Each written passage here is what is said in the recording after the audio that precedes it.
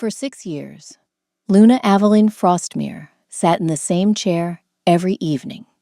Third chair, from the head of the royal table, to the Alpha King's right.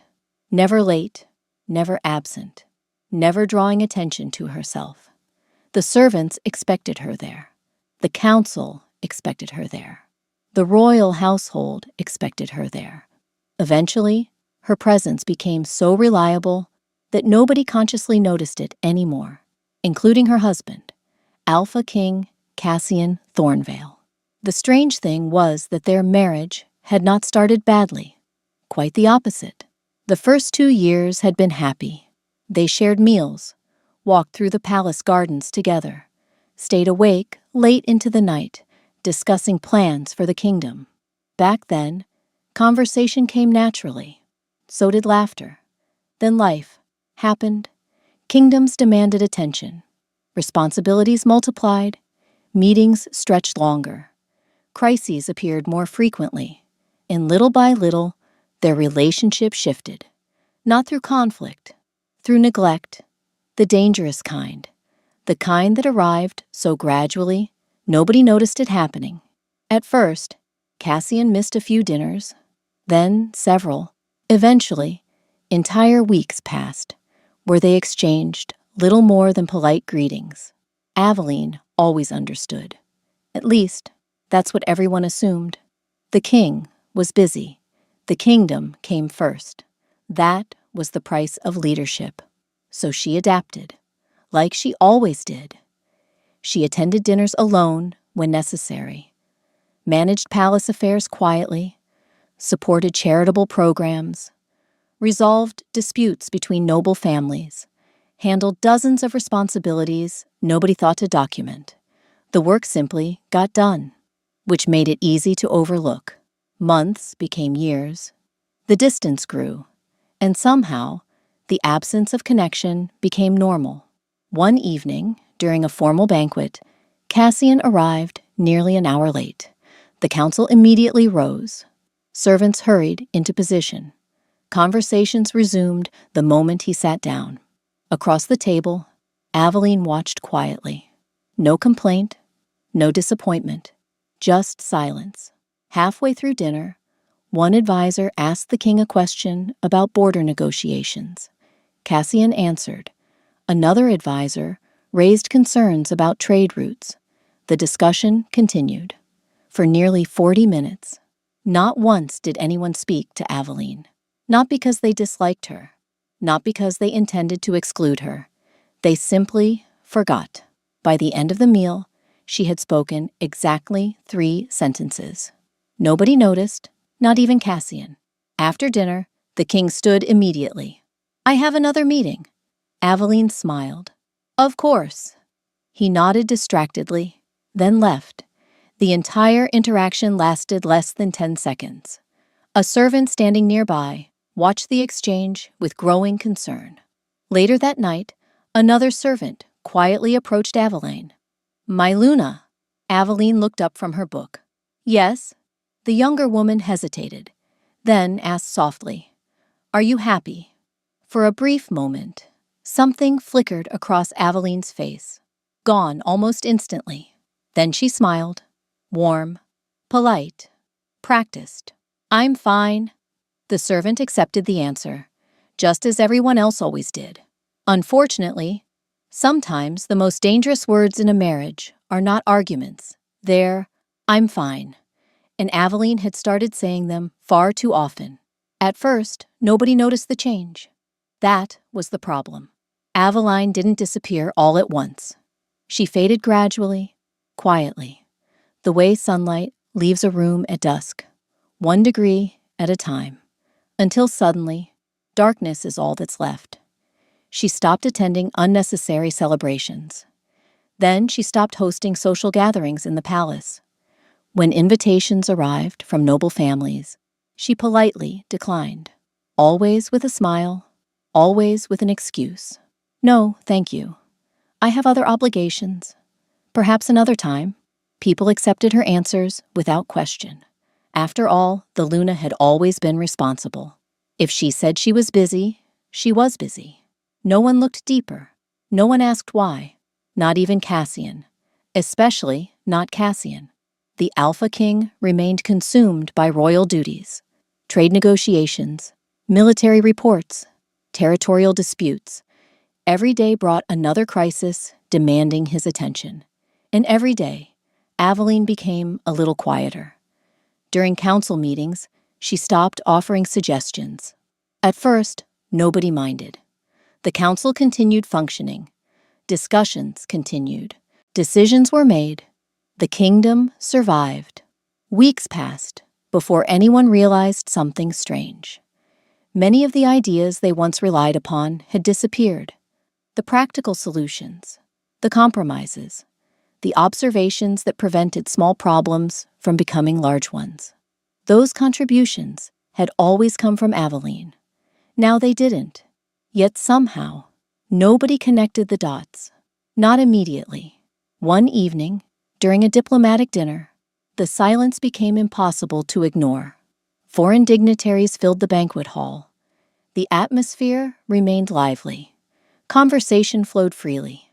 Laughter echoed from every corner. At the center of it all sat the Luna, elegant, composed, invisible. By the end of the evening, Aveline had spoken exactly 4 sentences. A servant counted, not intentionally. The number simply seemed remarkable. The following week, she spoke even less. Still, nobody commented. Still, nobody asked. Because silence is easy to miss when you're not listening. One afternoon, Aveline sat alone in the palace gardens. A notebook rested in her lap. For nearly an hour, she wrote quietly, lists, plans, observations, thoughts she no longer shared aloud.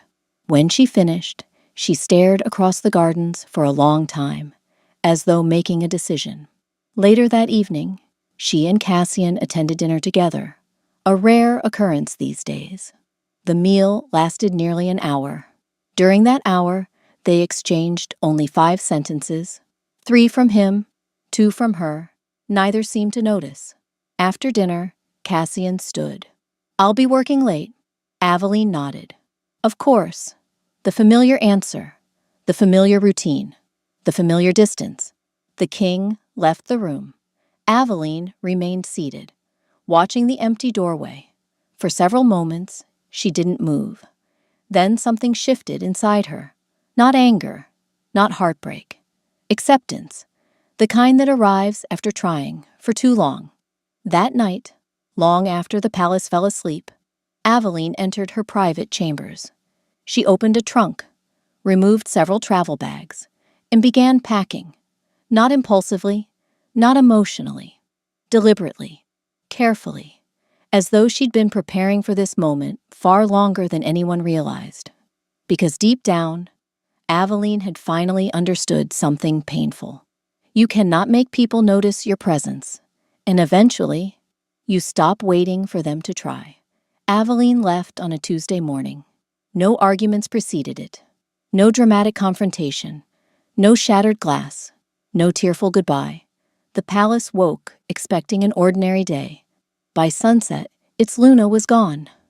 Only a handful of servants saw her leave. She wore a simple traveling cloak instead of royal colors. No guards accompanied her. No royal procession followed. Just a carriage, waiting quietly beyond the palace gates. A few trusted staff members helped load her belongings. None tried to stop her. Because unlike everyone else in the palace, they had noticed. They had seen the loneliness, the silence, the gradual disappearance happening in plain sight. One elderly housekeeper hugged her tightly. "Are you certain, my Luna?" Aveline smiled, the same gentle smile she always wore. But this time it looked different, lighter. "I am." The woman blinked back tears, then stepped aside, and Aveline left. Inside the palace, life continued. The royal council assembled. Military reports arrived. Messengers entered and exited constantly. The kingdom remained busy, as kingdoms always are. Before departing, Aveline left 2 letters. One addressed to the council, one addressed to Cassian. The council's letter was practical, professional. She explained her departure and formally resigned from several royal responsibilities. No blame, no accusations, just information. Cassian's letter was much shorter. A single sentence, nothing more. I hope one day you notice the difference. When the letter reached his office later that afternoon, the king barely glanced at it. Not because he didn't care, because he was distracted. 3 urgent meetings demanded attention. 2 border disputes required immediate review. A trade agreement needed his signature. The letter joined a stack of documents waiting for later. Later never came. Days passed, then weeks. The palace continued functioning, at least on the surface. Aveline's departure created no immediate crisis. That was the cruel irony. She never managed the highly visible responsibilities, the dramatic ones. Her work existed elsewhere, in conversations, relationships, quiet interventions, the emotional architecture holding daily life together. The kind of contributions people only recognize once they disappear. Unfortunately, nobody had reached that point yet, not even Cassian. 3 weeks later, the king walked through the palace corridor after a particularly exhausting council session. He rubbed his eyes, trying to ease a headache. A passing thought suddenly surfaced. Random, unimportant. At least it seemed that way. He frowned, then turned toward a nearby servant. "Has anyone seen Aveline recently?" The young woman froze, completely froze. For a moment, she simply stared at him, as though she wasn't sure she heard correctly. Cassian noticed immediately. "What?" The servant lowered her eyes. "My king." A long pause followed. Then she answered carefully. "The Luna left 23 days ago." Silence. Complete silence. Cassian blinked. "What?" The servant swallowed. "The Luna left the palace 23 days ago." The words felt unreal. Impossible. 23 days? Surely not. Cassian stared at her, waiting for clarification, for explanation, for something that made sense. None came, because the servant wasn't mistaken, and for the first time, a terrible realization began forming. He couldn't remember their last real conversation. Not vaguely, not approximately, at all. And suddenly, Aveline's letter didn't seem quite so unimportant anymore. That evening, Cassian attended dinner as usual. At least he tried to. The routine was familiar. The royal dining hall glowed with candlelight. Servants moved quietly between tables. Council members discussed trade reports and border security. Everything appeared normal, yet something felt wrong. The feeling followed him from the moment he entered the room. A quiet discomfort he couldn't explain. Cassian took his seat at the head of the table. A servant poured his wine. Another delivered the evening meal. Conversation continued around him. Then his eyes drifted to the chair beside him and stopped. 3rd chair from the head of the table. To his right, empty. The sight shouldn't have mattered. 1 empty chair, nothing more. Yet suddenly, it was all he could see. For 6 years, Aveline had occupied that seat. Every evening, every banquet, every celebration, every ordinary meal. Always there, always present. And now, nothing. Cassian stared at the chair longer than necessary. A council member noticed. "My king?" The question pulled him back. "What?" The advisor glanced toward the empty seat, then quickly looked away. Nothing else was said. The conversation resumed, but Cassian struggled to focus. His attention kept returning to the same place, the same absence, the same empty chair. Halfway through dinner, another realization struck. He couldn't remember the last meal they shared. Not clearly, not specifically. The memory should have existed. Instead, everything blurred together. Meetings, reports, schedules, days becoming weeks, weeks becoming months. When had they stopped talking? When had silence become normal? The questions lingered long after dinner ended. Over the next several days, Cassian began noticing other things. Small things, the kind previously hidden by routine. The palace gardens looked neglected. Several flower beds sat unattended. When he asked the head gardener why, the man seemed surprised. The Luna usually oversees the seasonal planning. Cassian frowned. She does? The gardener blinked. She did. The correction landed awkwardly. A day later, a charitable program requested emergency funding. Apparently, donations had stalled. The director explained the situation apologetically. The Luna usually coordinated these efforts. Again, the same phrase. A few days after that, two noble families arrived at court, arguing over an inheritance dispute. The disagreement had already escalated. Voices raised, accusations exchanged. When Cassian asked why mediation hadn't occurred sooner, one advisor hesitated, then answered, "The Luna handled these matters." Again, "The Luna handled that.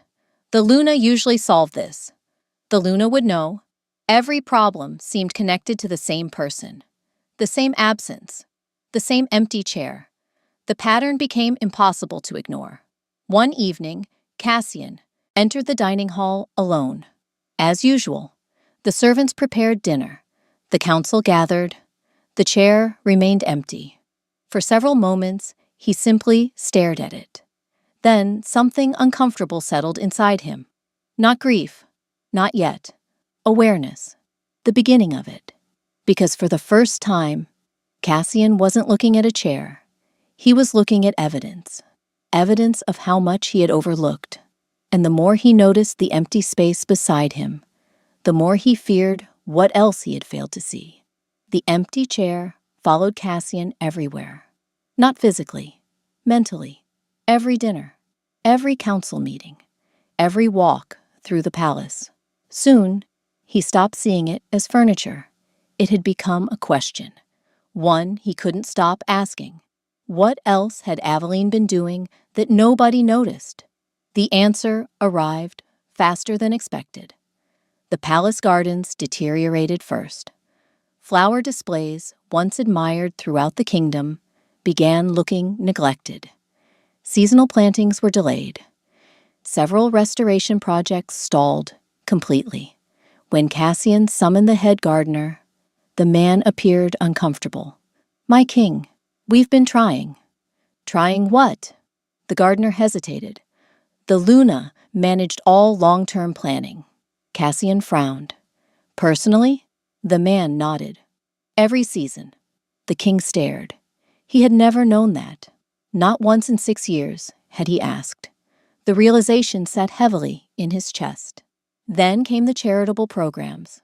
Several community initiatives suddenly requested emergency assistance. Food distribution networks struggled. Funding shortages appeared. Volunteer participation declined. Again, every explanation sounded the same. The Luna coordinated that. Cassian heard the phrase so often it became impossible to ignore. One afternoon, a council member arrived, carrying several overdue reports. Normally, Aveline reviewed them before they reached the king. This time, mistakes covered nearly every page. Missing information, unresolved disputes, incomplete recommendations. Cassian rubbed his temples. "Who handled this before?" The council member blinked. "The Luna." Of course, always the Luna. Every answer led back to her. Days later, two noble families arrived at court. Their disagreement had escalated into a public feud. Accusations flew across the council chamber. Voices rose. Threats followed. The situation consumed nearly 3 hours. Afterward, a senior advisor sighed. "Aveline would have resolved this in a week." Cassian looked up. "What do you mean?" The advisor seemed surprised by the question. "The Luna regularly met with both families." The king stared. "She did." "Yes." A pause followed. "She prevented conflicts before they became official disputes." Silence filled the room. Because once again, Cassian realized he knew almost nothing about the work happening directly beside him. Not because it was hidden, because he never looked. The pattern continued. Every department, every project, every community initiative. Aveline's influence appeared everywhere.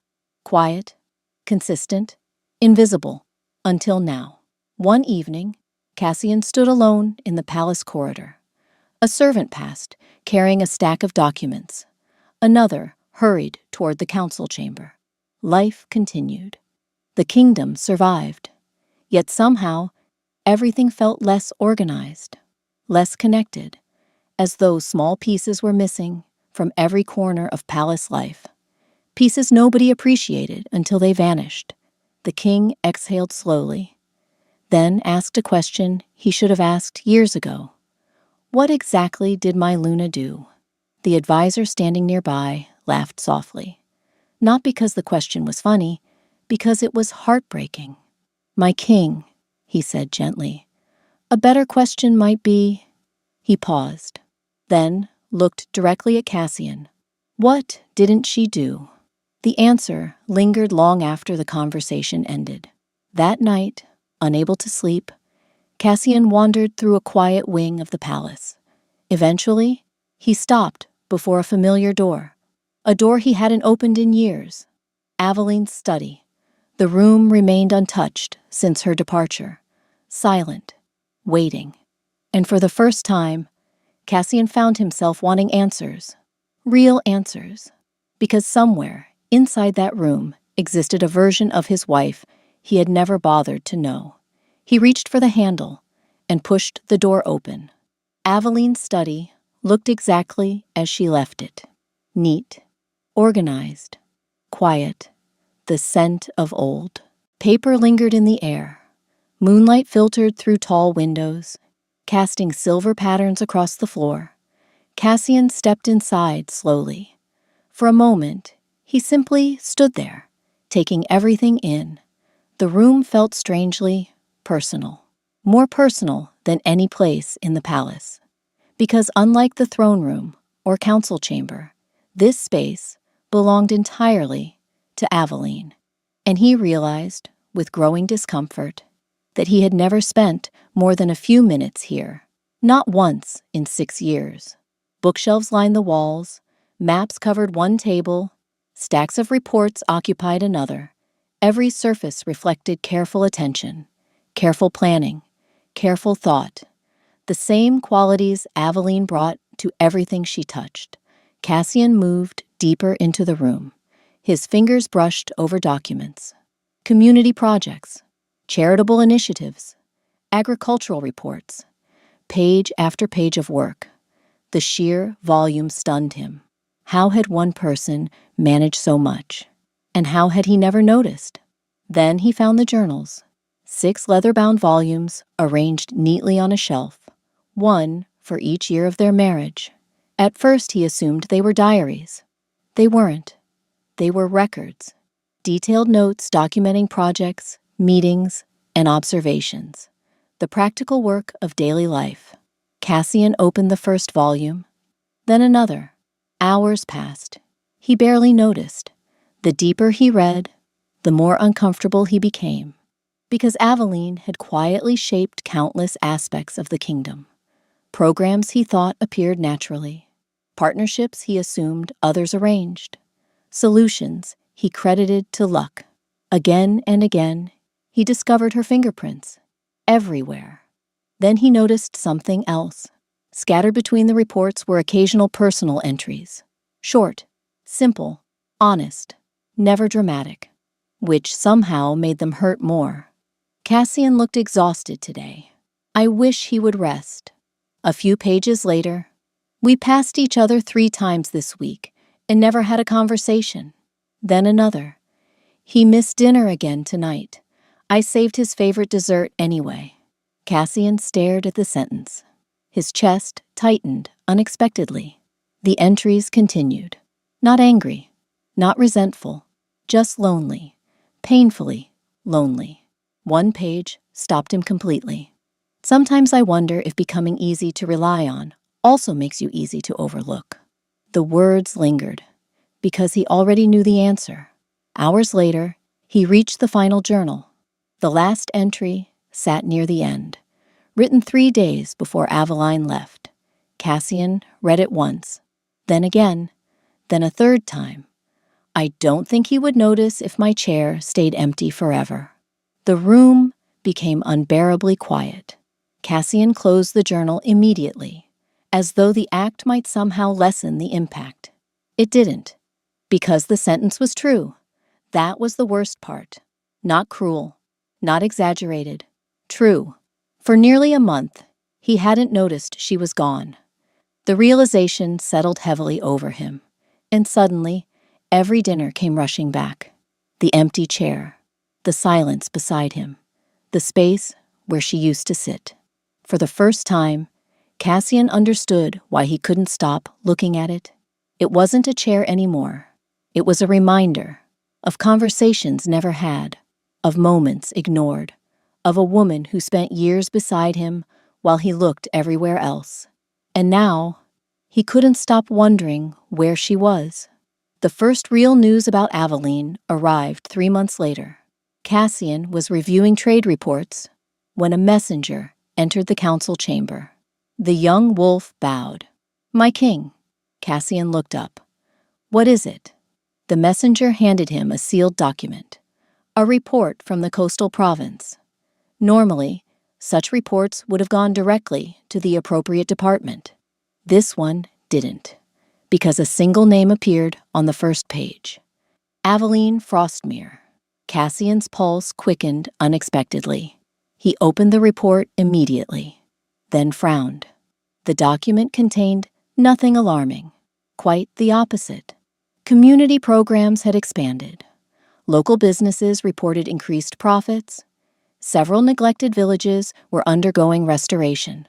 Volunteer participation had nearly doubled, and attached to nearly every success was the same name, Aveline. The report painted a clear picture. She wasn't hiding. She wasn't struggling. She wasn't spending her days mourning a failed marriage. She was building something.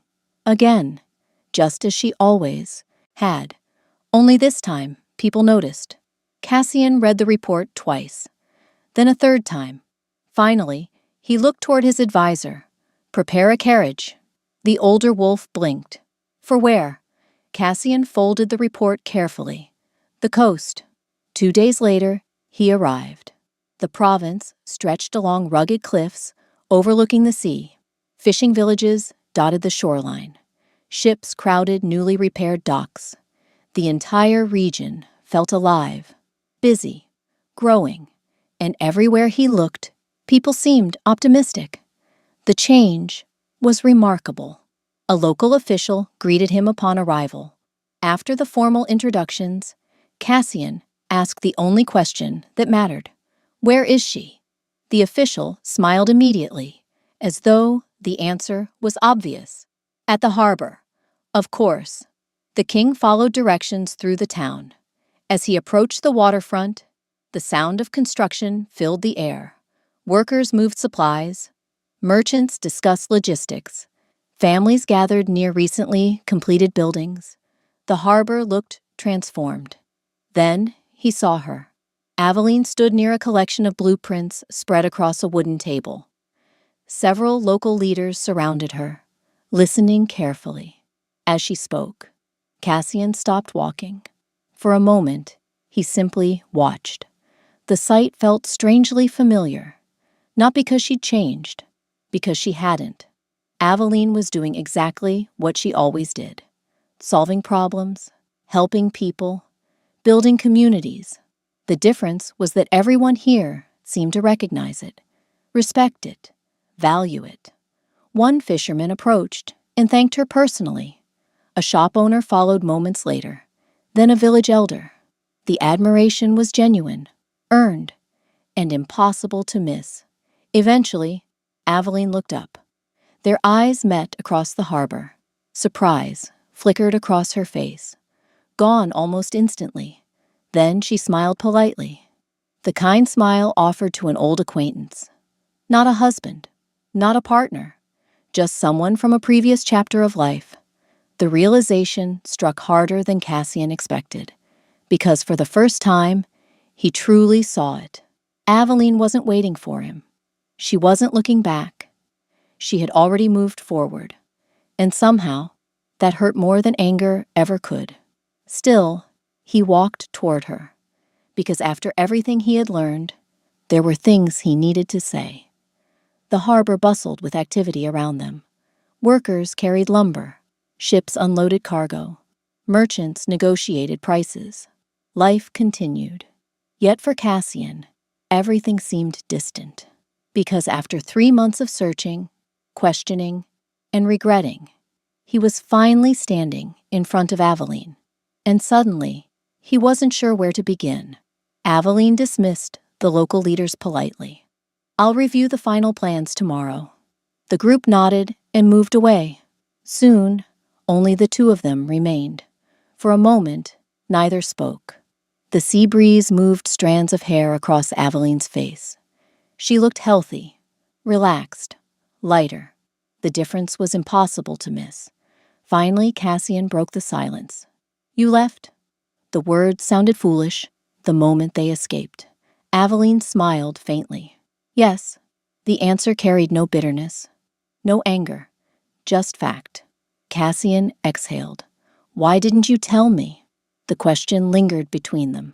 Aveline studied him quietly, then asked, "When would I have?" Silence. Complete silence. Because he had no answer. The question exposed everything. The missed dinners. The unfinished conversations. The endless meetings. The distance he allowed to grow year after year. When would she have told him? During one of the meals he skipped? During one of the weeks they barely spoke? During one of the countless moments he chose something else first? The truth hurt, because opportunities had existed. He simply never noticed them. Aveline folded her hands calmly. "I didn't leave because of one argument." Cassian nodded slowly. "I know. I didn't leave because of one mistake." Again, he nodded, because that part was obvious now. People rarely walk away because of a single bad day. They leave because of years. Years of disappointment. Years of loneliness. Years of feeling unseen. Aveline looked toward the harbor, then back at him. "I left because I became invisible." The sentence landed harder than any accusation. Harder than anger. Harder than blame. Because it was true. Painfully true. Cassian lowered his gaze. For months, he had searched for an explanation. A dramatic event. A final argument. A specific moment where everything broke. There wasn't one. The damage came from neglect. Small moments, missed opportunities, conversations that never happened. Until eventually, the absence of connection became its own answer. "I'm sorry." The words felt inadequate, tiny compared to the weight of what he'd realized. Yet they were honest. Aveline smiled gently. "I know." That somehow made it worse. Because she wasn't seeking revenge. She wasn't waiting for him to suffer. She had already made peace with the situation. Already healed. Already moved forward. Cassian looked around the harbor, at the people greeting her warmly, at the projects she supervised, at the life she built. Then he finally understood something devastating. Aveline hadn't left the palace to find herself. She already knew who she was. She left because she wanted to be somewhere that noticed. Somewhere she mattered. And standing there, watching her thrive without him, Cassian realized he wasn't the center of her future anymore.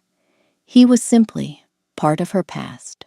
The next morning, Cassian and Aveline walked along the harbor one final time.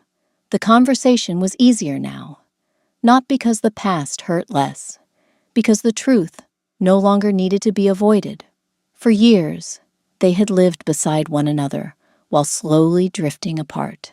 Now, for the first time in a long while, they were being honest. Unfortunately, honesty did not change reality. The sea rolled gently against the docks.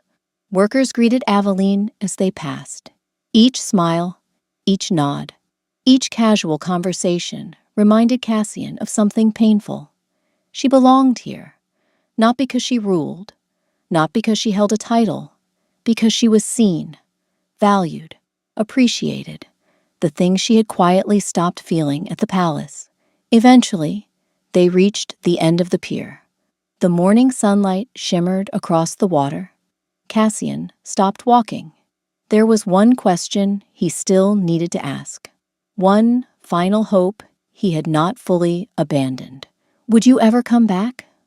Aveline looked at him for a long moment. The answer appeared in her eyes before she spoke. No, not cruel, not angry, certain. And somehow that certainty felt familiar, because once upon a time, she had offered that same certainty to him. The difference was that he hadn't recognized its value until it disappeared. Cassian nodded slowly. The answer hurt, but it also felt deserved. Some mistakes could be forgiven, not undone. Aveline stepped closer. There was a time when I wanted you to notice me. Her voice remained gentle, calm, honest.